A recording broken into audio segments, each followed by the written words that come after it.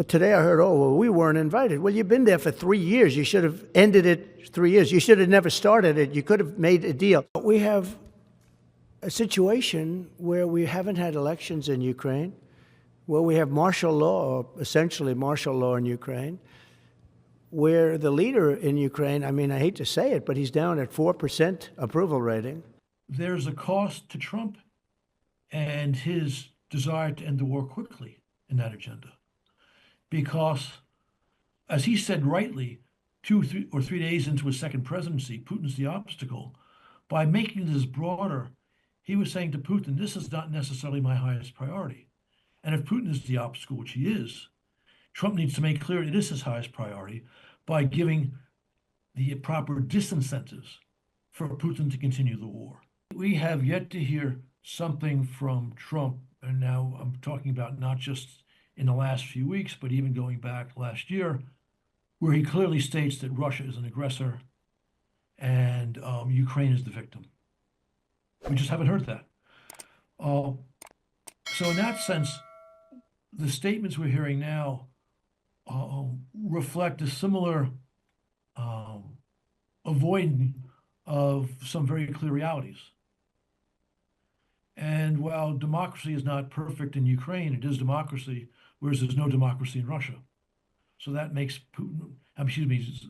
Trump calling Zelenskiy a dictator rather fatuous if he's saying nothing about the strong man in Moscow. But the nastiness of these personal exchanges, well, we know that Trump has long had a penchant for labeling other figures internationally, nationally in the United States with colorful names and insulting names, right? And we know that Trump doesn't like to give someone else the last word. And Zelenskyy, who's really fast on his feet, is also used to not being insulted or in some way attacked without responding. And in the case of Trump, that just makes him madder, and his rhetoric becomes more hyperbolic. This is not the most colorful, but it is probably the most damaging thing that the Trump team has said. Because no one in Ukraine, none of the opposition leaders want elections. By Ukraine's constitution, you can't have elections in wartime. The international IFES, which is the International Agency regarding election integrity, says having an election in Ukraine during wartime is nuts. He said, I don't know, 8 or 10 weeks ago, I'm not going to throw Ukraine to the wolves.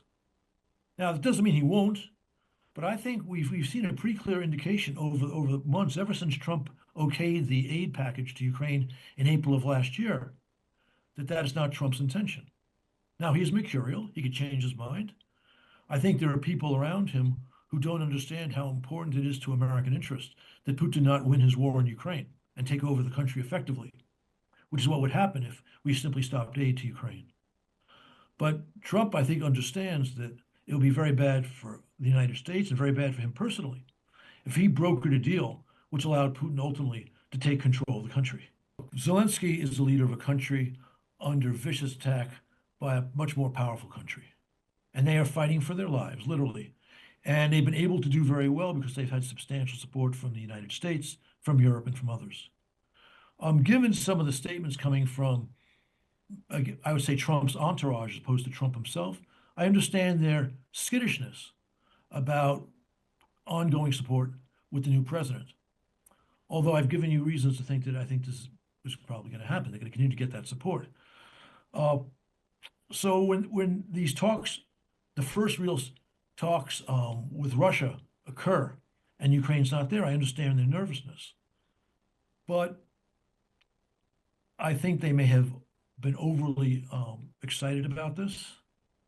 And I don't think that the commentary has been helpful. So I think the best news of the past 7 days has been the sudden attention of major European nations to need to put together that peacekeeping force that Trump talks about. Trump was pleased by the fact that you had these 2 meetings now in Western Europe to make progress on this. But this issue was nowhere 2 weeks ago. And now it is somewhere. I mean, obviously, it's just a start.